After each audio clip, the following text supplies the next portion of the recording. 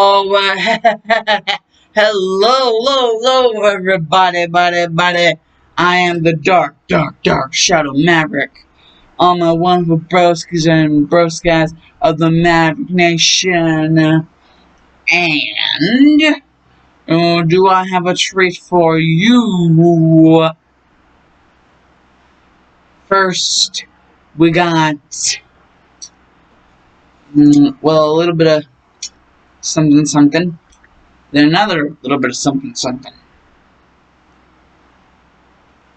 Well, this little bit of something is what I like to call, what if Izuku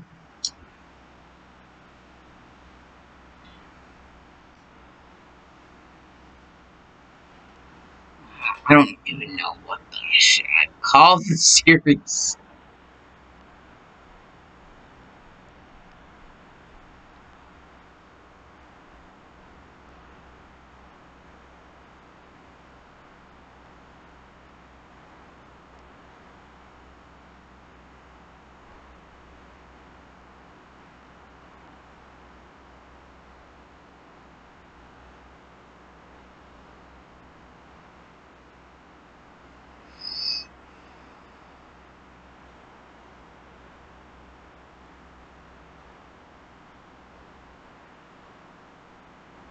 What if Izuku was Lucy?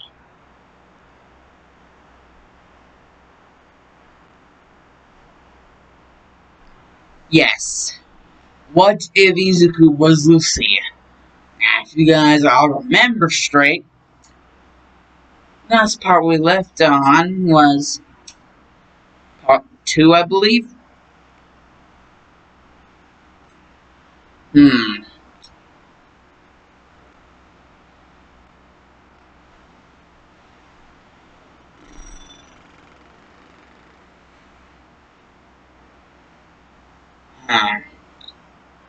Basically, after everything is done, like with the press and everything else, and all that shit, and jizz and whatever,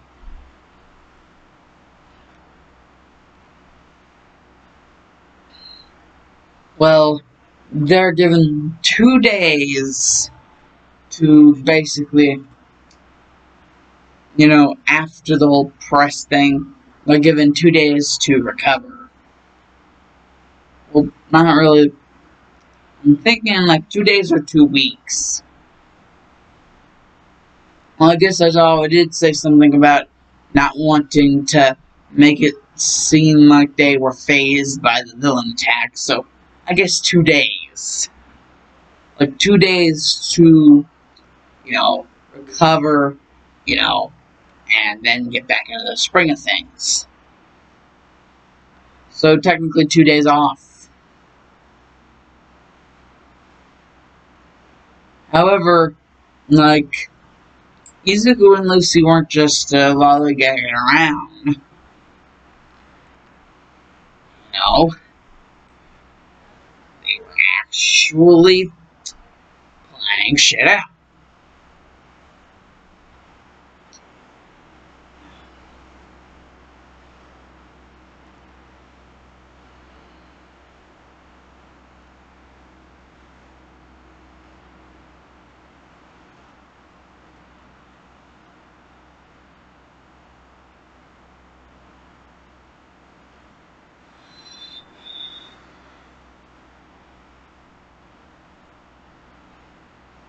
Sorry, a little teasy, sir.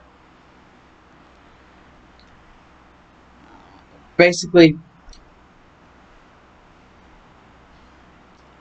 well, they would have been training their asses off.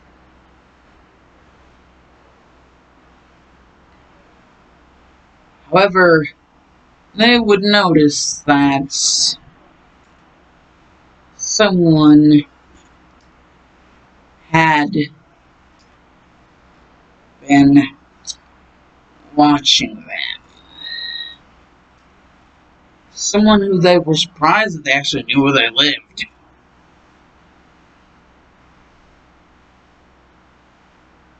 And, well, Basically, you knew who the person was. It was Hagakure because he could tell from the giggling. Because Hagakure couldn't stop giggling at how much Izuku looked weird, basically fighting with himself. That is until a few minutes into the training, Hagakure had to kind of concentrate in order to see Izuku. He was moving so fast. And whenever she concentrated a little bit, due to the vector field thing that Izuku did to her in the last part, she was sort of able to kind of see Lucy Jr. And Hagakure just goes up and asks Izuku what the hell's up with that. Like, do you live with ghosts? And Izuku's like, yes and no. See, my eyes weren't originally, pink.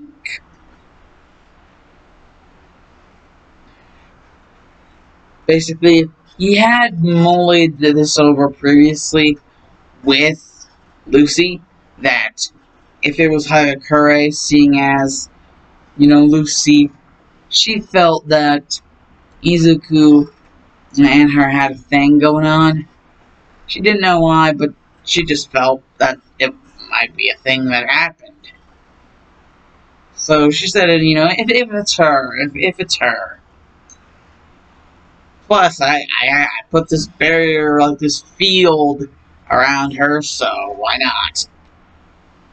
Why the hell not? Basically, Izuku just tells everything, but makes Hagakure, promise to not to tell anyone.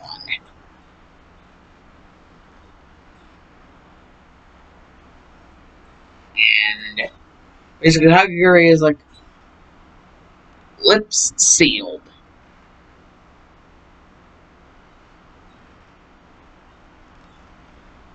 And, well,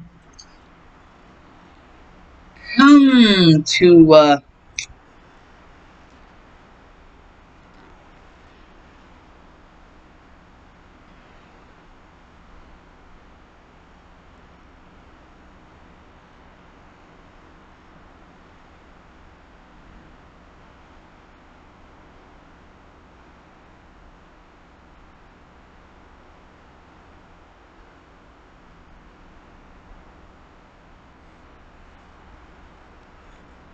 basically, soon it would get to the point where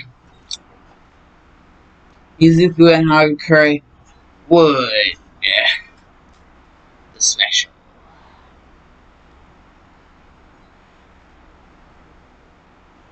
But, they would know.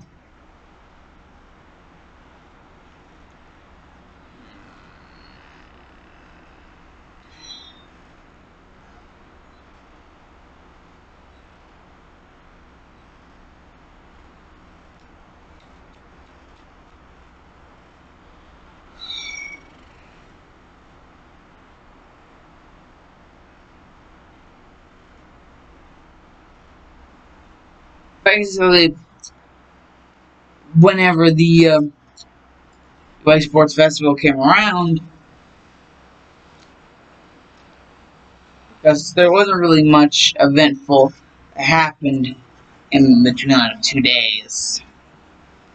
Except for Hagakure being flirtalicious with Izuku, yet acting disinterested whenever in public. This includes with the other classmates. And Mina being the gossip hound that she is, she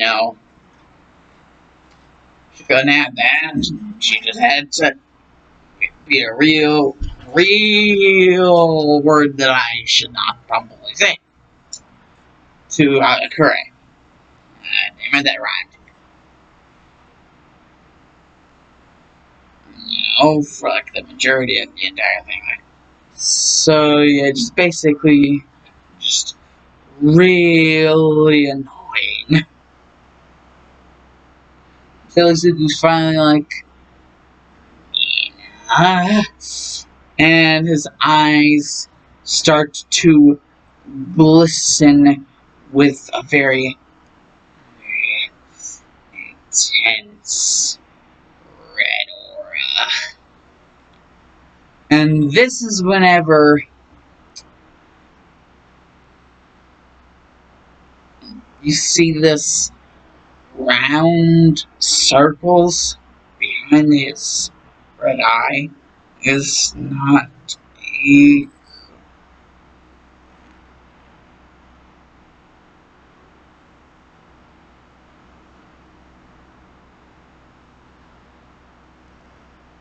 it's like not like anything to do with his sleep.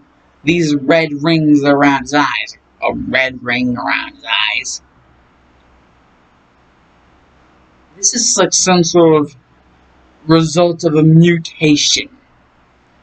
Like how like most humans that have quirks have quirks. They don't have that clone powers, like alien powers. Yet Izuku does. However, from this, here's a voice. Lucy the First. The first Lucy. She knows something that Izuku doesn't. She tells him.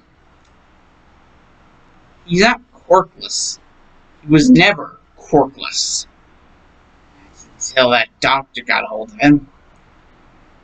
He was too young to understand, so the only thing he could do was believe what he was told. And, well, Dr.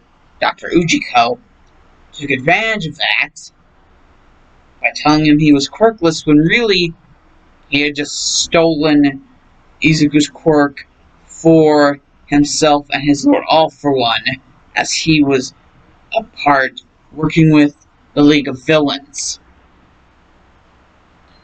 And still is, helping them create their Nomu creatures. And the first Lucy basically just tells Izuku this, and automatically the red rings, they start to flare up. And basically he's like, nah. And basically the level 4 vectors, basically how they're visible.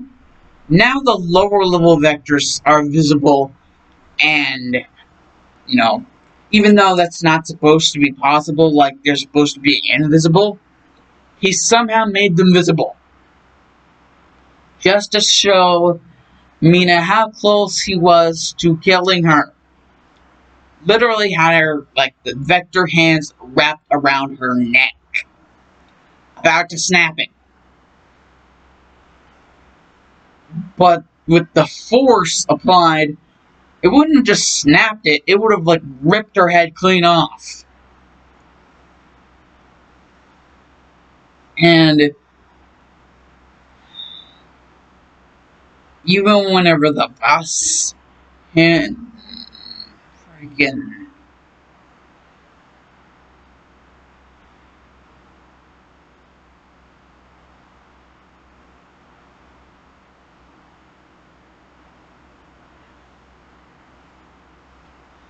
basically pulled up to the US Sports Festival, and, well, someone has to give a presentation whenever they finally get there, and the person who has to give the speech ends up being Izuku. And whoever Lucy's human friend was, I forget, like, the first Lucy's human friend, whatever his name was, I forget. Please, if anyone knows, please tell me in the comments. It'd be very nice of you, very kind of you to do so. Basically, this guy he basically is walking Izuku through the entire speech. Like, he's not perfect at speeches, but that's at least, like, he is at least good enough to carry on a conversation. Izuku seeing all these people out here is nervous as hell. That is until Lucy's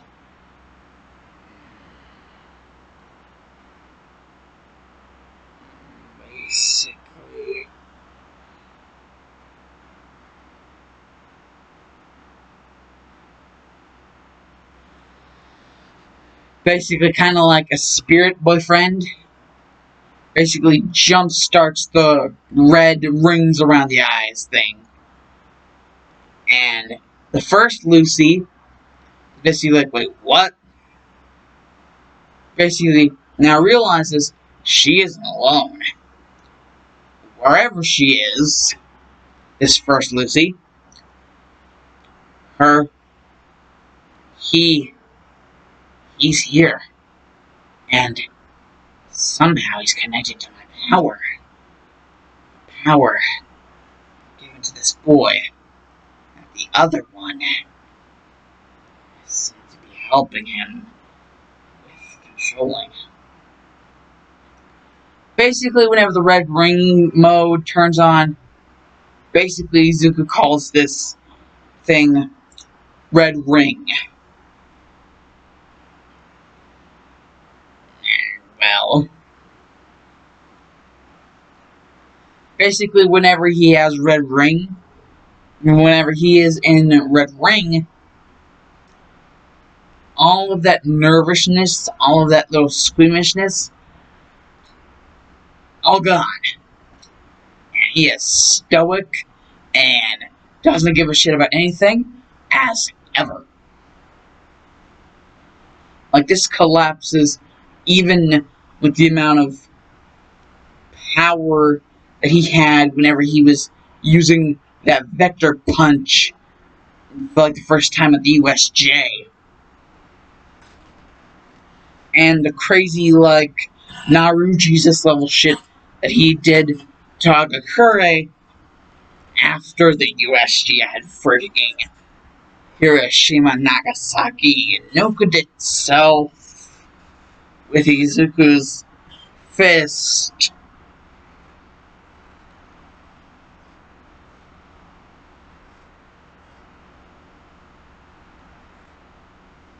And so basically he's able to do a perfect speech. Because he doesn't give a shit about nah. And Todoroki just, like Shoto, just realizes he could change his move really fast. As soon as the red rings appeared around his eyes again, like, first of all, he stood up whenever the school bus was still going.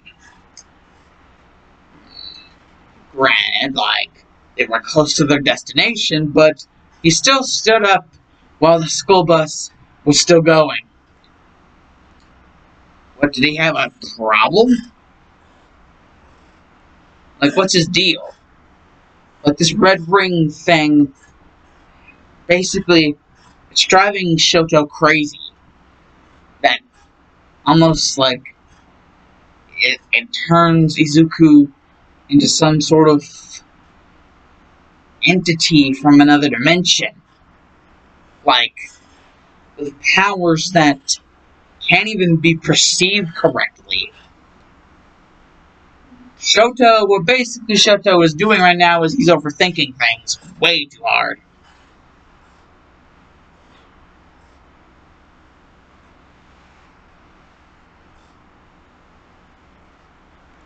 All the red rings thing is basically, if you were to dumb it down to the freaking dumbest person,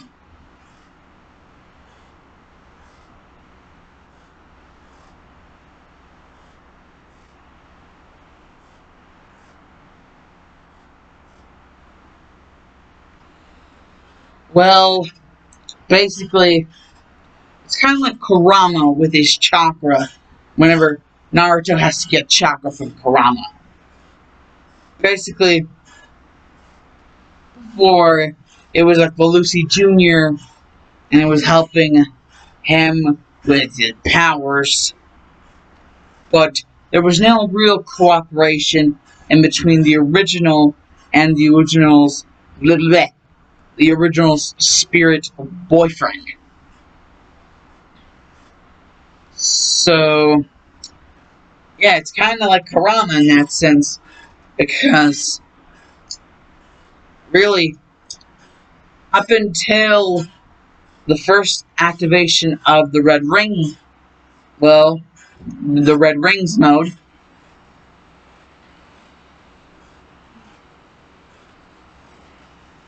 he really hadn't interacted with the first Lucy. And, well, the way Izuku could describe it in his own words, it felt empowering. He honestly felt like he could take on anyone, take on anything, do whatever. Almost like his power was meant for him, because the universe itself knew that his actual quirk, was going to get stolen from him by the greedy hands of the League of Villains, specifically their own Dr. Ujiko.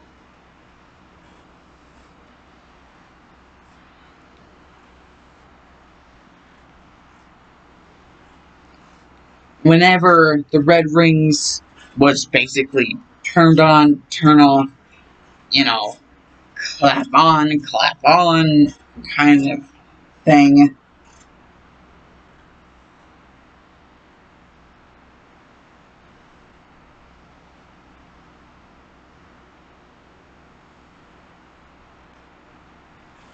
basically, any time that the red rings are like you see the red rings in his eyes, basically that's the red ring activated, his red ring power. And the moment he activates the red ring, it's kind of like Goku whenever he enters Ultra Instinct Master. Like, he was literally like untouchable, like martial arts master. Basically, what it does is basically red ring. Basically, what it does is basically it's a it's sort of like a jump start, because it's kind of both the first Lucy and the first Lucy spirit boyfriend. You know, they're both giving him their energy, and they're giving him their energy at a very furiously fast rate. So much so that the power input into his body and the power output, considering any attack that he actually does, is like massive, like creates craters just by moving slightly. Because the mere energy, like entire thing, like all of the energy is insane. Literally, the closest thing I can compare this guy to, Izuku is basically a living Zarbamba. If you guys know about that, that's a bomb created, a nuclear bomb created by the Russians. And if you guys know you're Russian, you know that Tsar stands for king. So yes, Zarbamba. He is literally a walking, talking Zarbamba whenever Red Ring is activated. Because at any moment, he could basically one hit like, hit any of these freaking students. Hell, multiple of them at the same time if he wanted to. Like, and by hit, I mean, like, legit off. Like, without even anyone being able to see him move. With just, like, one thought, with, like, one slight movement, dead. That's the amount of energy. It's insane. And the fact that he's actually able to contain it all without exploding, and not only that, but, like, control it, just shows that it helps whenever you have a good friend that also seems to be in the same family line as, well, your, the original, we talk about Lucy Jr. helping him through his life, and the fact that he even freaking met him is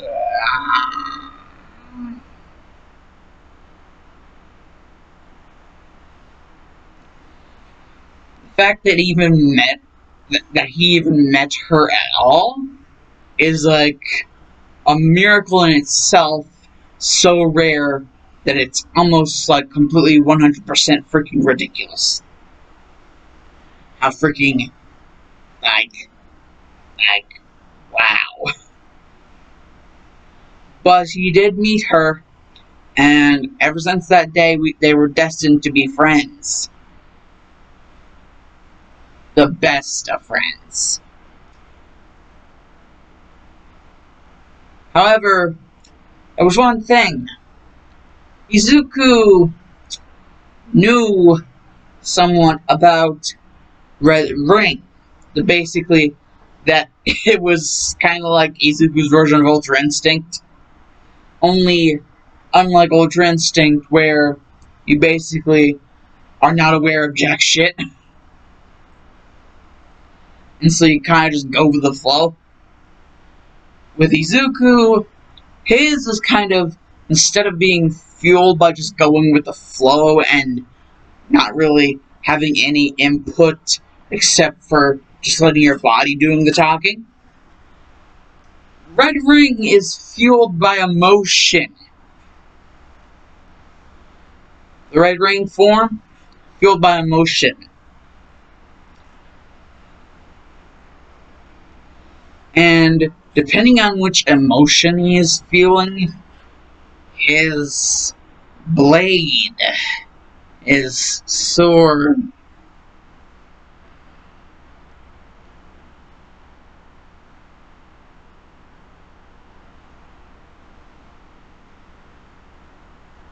of nothing but vector. Not really, because upon closer inspection, the blade is actually Lucy Jr. Lucy Jr. has now, as foretold, finally become the weapon.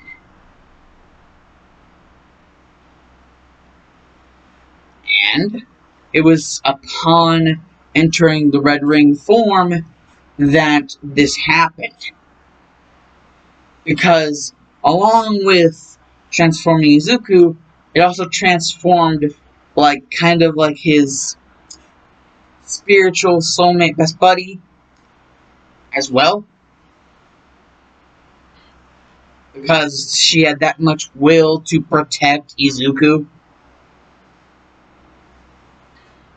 that she literally became a part of him and thus an extension of him entirely, not just his will, but his everything. And thus, it created the blade, which, upon closer inspection, is, no kidding, actually her. So Izuku is actually would be fighting with a blade made out of his closest soulmate, best buddy. But, Lucy Jr. wouldn't mind because, this is kind of what she wanted to do in the first place, to protect Izuku. Because she was already the shield, but now she was the blade.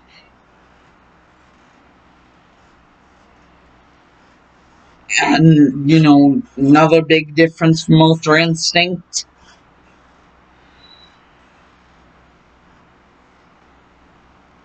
Aside for massive increase in power. Just raw. Not just physical, but all sorts of different types of power. Like just so much power. Or Ultra Instinct. You have power. There's a power difference in between Ultra Instinct and Red Ring. It all depends on certain things.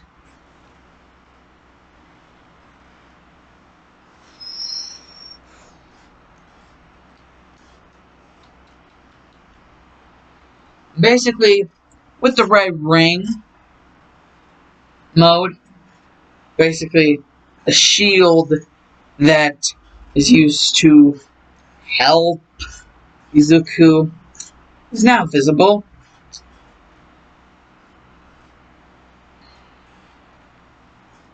And, well, the kanji for the name Lucy would be engraved on the front of the shield.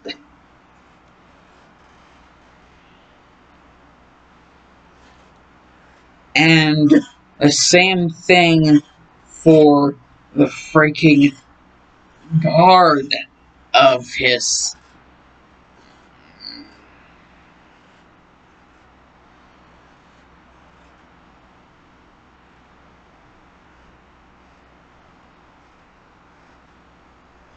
The same thing with the guard. Like, the guard literally has the kanji for Lucy, the name Lucy. And the front of the shield has a kanji for the name Lucy on it as well. And this is because Lucy has become both the shield and the sword.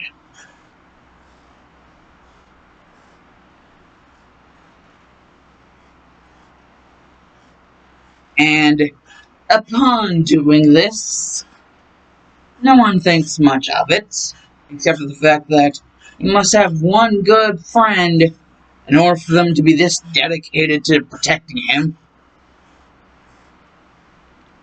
In fact, people are actually starting to think it's a little bit more. That is until Midnight basically says that the first thing that they'll be doing is the obstacle race. And they're off until Todoroki just middle fingers them to the death. Middle fingers him to the death.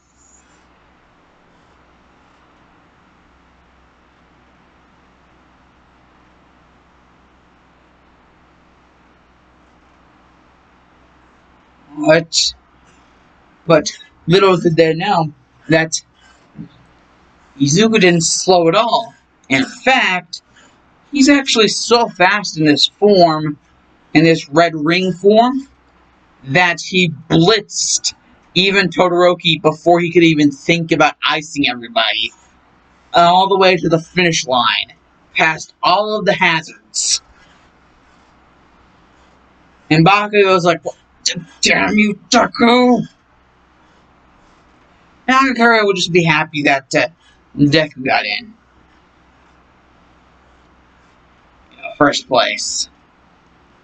But also be kind of scared because after what Midnight said about the second thing, he has that 10 million point headband.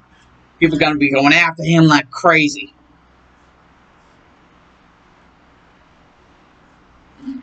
Well, Basically, he is surrounded by women. The what? The what of the what that knew itself to be what it did.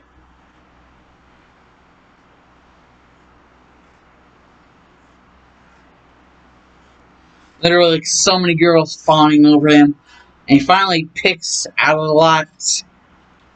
Of course, he's gonna pick his girlfriend. Like, he doesn't want to admit it to everyone that him and Hagakure have feelings for each other.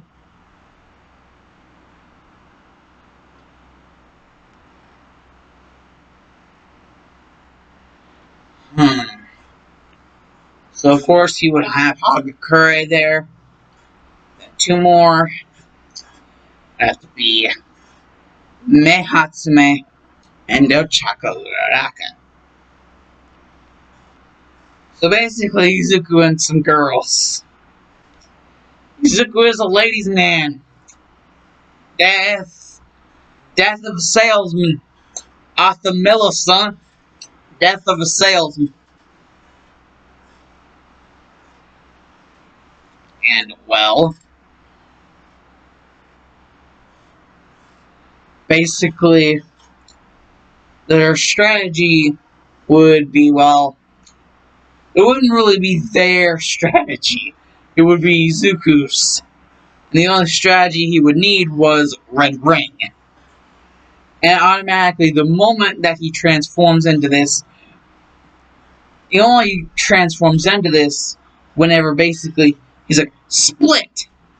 And basically all of his team split from him, and then they're like, these guys are stupid.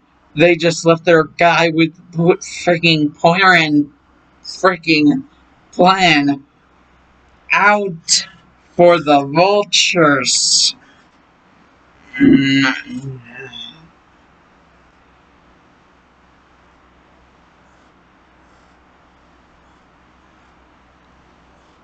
But just as soon as they get close enough, Izuku says, Red Ring of Terror. And just flexes on all of them. And the last one to fall are Shoto and Bakugo. And, well, Bakugo he just has this expression of resting of terrified face.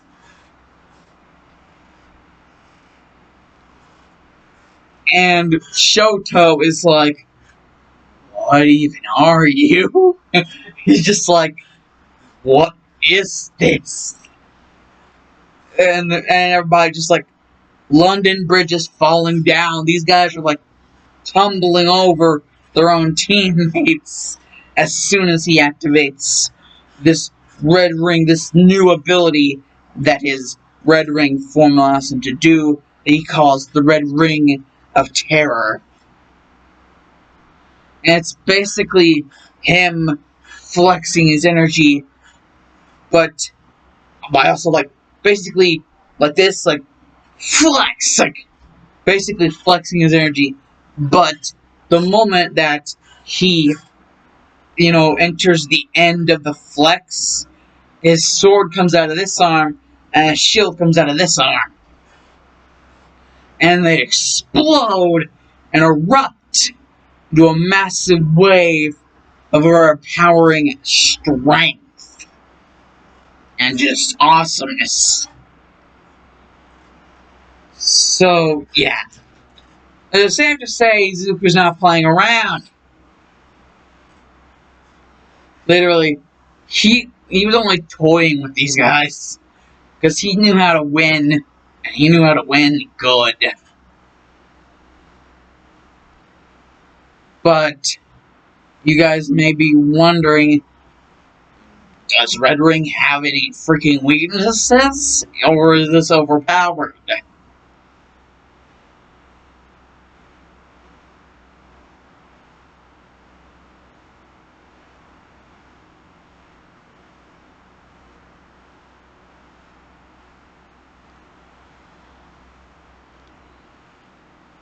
And then we get to the matches.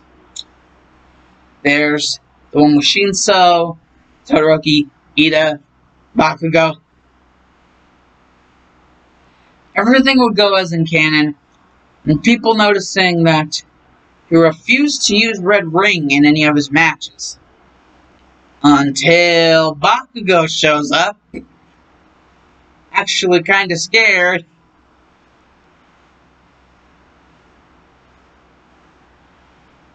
Well, basically, they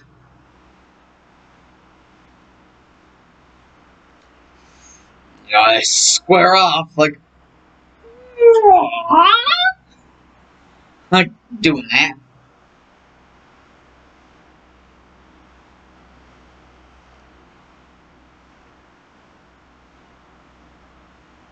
And well, they start having like an all brawl, and like finally we get to the point where Bakugo just like he's had enough of it, and he's like, "How it's impact."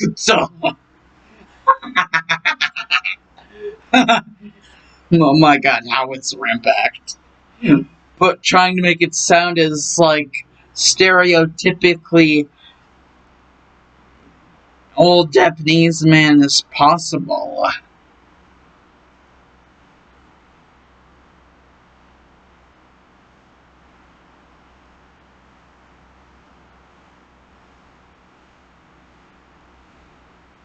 And just as he comes crashing in to Izuku, he and everyone else in the stands hear something. Red Ring of Deceit.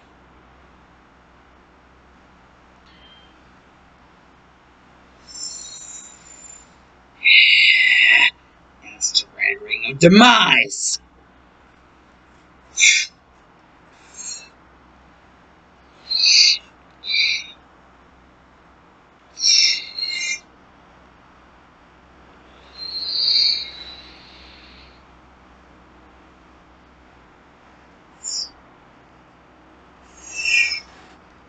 Just like a giant blade of red energy.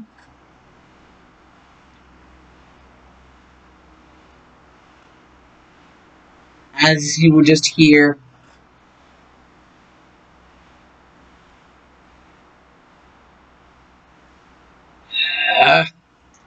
Red Ring. Sword Slash! And well, Bakugo would have just like tuckered himself out. And so he would automatically get, completely smacked by that attack. And the actual recoil damage being so much actually sends him flying and into a wall. But not just into it, but actually straight through it. Literally straight through the damn wall. And into another one nearby. Like 3 times over.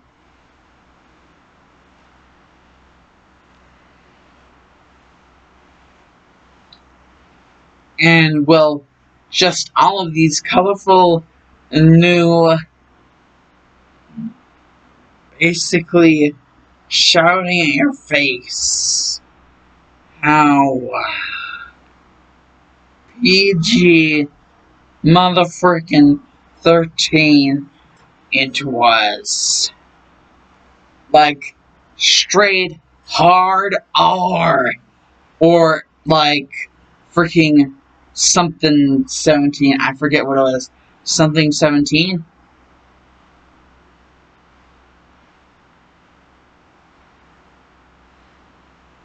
Like, it was something 17. Like, there's R-rated and then there's, like, a something 17. Basically, hard R. All I have to say is hard R. Just how straight up hard R all of his moveset was. Because of how brutal it was. And just non-PG-13 at all. Though, with the way the rating system works nowadays, It's probably bound to change in like a millisecond. Next thing you know, they'll be saying that films like, I don't know, freaking Nightmare on Elm Street franchise are freaking G-rated because Freddy is a funny guy, as to where Jason and Michael Myers are not funny guys. They just are them. That's literally what I think about the rating systems, that it's just that stupid. That they can't seem to actually... They can't make up to their minds on what they want to rate something. If you can't make up your own mind on what you want to rate something, then you shouldn't rate it at all. You should just... The entire rating system should and could and would have freaking the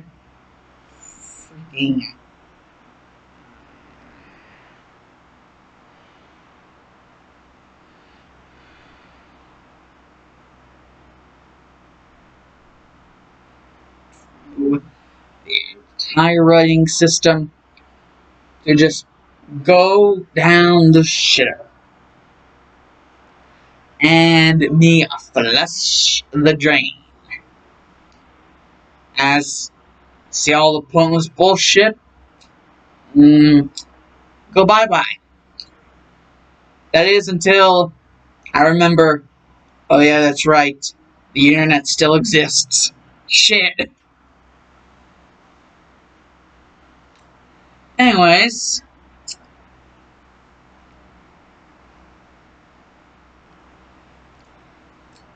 with all of that, basically first place medal would be Izuku, second place medal would be Bakugo, third place medal would be Todoroki.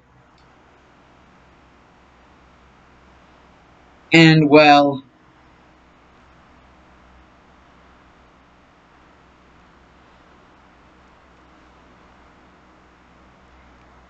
basically everything leads up to the entrance of Stain. His curtain call. Basically said something about Ingenium hurt, like something was said about Ingenium hurting Ida's older brother. I mean, something about Stain hurting Ingenium, Ida's older brother. Like badly injuring him. But with heavy amounts of very, very highly complicated surgery, it can be done. But it will be a very risky process. Ida just gets, he's going through a whirlwind of emotions right now. And Agakure is there just to make sure that Izuku doesn't lose his, everything. But doesn't help whenever returning, well, to school, whenever they do return to school, and, they're supposed to not only pick out their hero names, but pick out, agencies and just, intern at a hero agency. Basically, it does not help Izuku at all whenever he hears that Hagakure is actually going to intern at the same hero agency that Ida is going to intern at, and he just really asking her why. I demand to know this. Why? And Hagakure has to theoretically and into his skull, like the beat of the frickin' drum, like frickin' bongos. That the reason why going with the same agency is, to keep an eye on Ida. And, well, basically, Izuku's like, well, in that case, I'm going with Manuel's agency as well. And Hagakuri's like, well, that kind of be weird. Basically, trying to dodge the subject of someone with a power like Midoriya, like Red Ring. Basically, anytime you were to activate that, it could raise some suspicions, like on if he's actually human or not. Which Hagakure by now knows that he's actually half that Clonai. Because of what happened with him and Lucy Jr.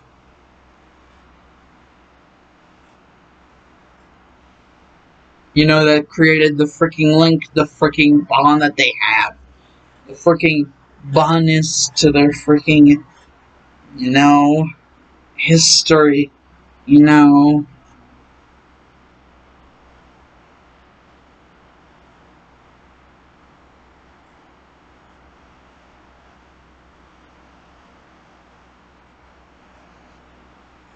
But regardless, Izuku decides to go until he gets a little bit of a surprise.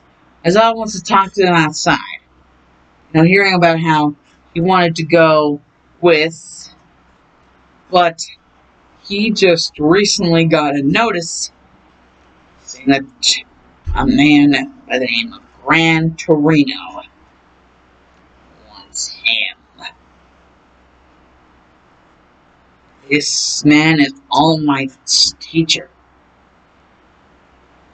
So, Izuku could actually learn a lot of good things from him. Or at least that's what he thinks. That's what Aizawa thinks. And, well,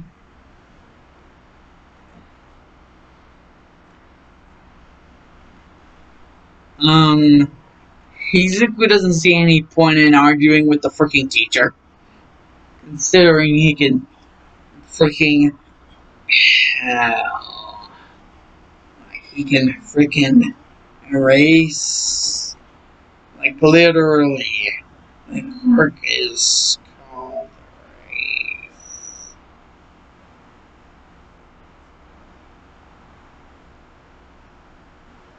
Like, or you could just erase his quirk. Well, at least pretend to erase it because it really isn't a quirk. But he would, like, pretend that it was erased. Just to keep suspicions on the down low. So, for those who knew, they know that it's all just smoke and mirrors. Just a little show being put on by Izuku, being the way he is. Of course. Of course! Freaking M. Bison. Well, I wonder which one's worse. Which meme is worse? The of course M. Bison meme or the yes M. Bison meme? Comment down in the comments section which one you think is a worse meme. The of course or the yes.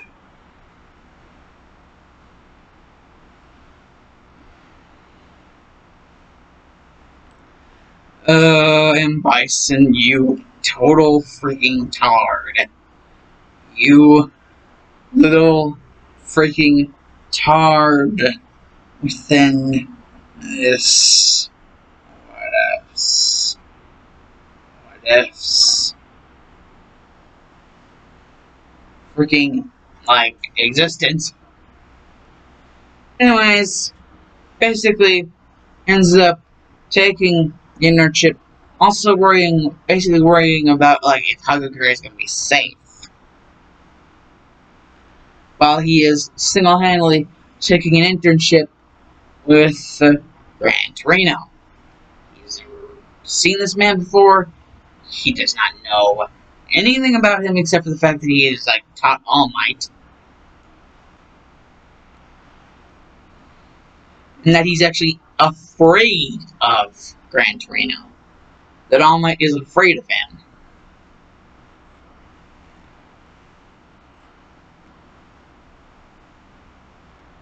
Basically, Alan's analysis is the direction I'm having to out of here. You boys like, favorite, subscribe, and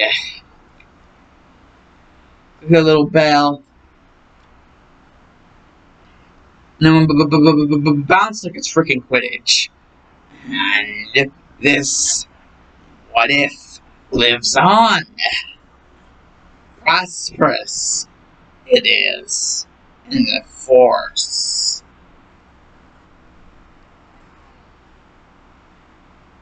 The Maverick Nation Force. Oh, no. Anyways, bye.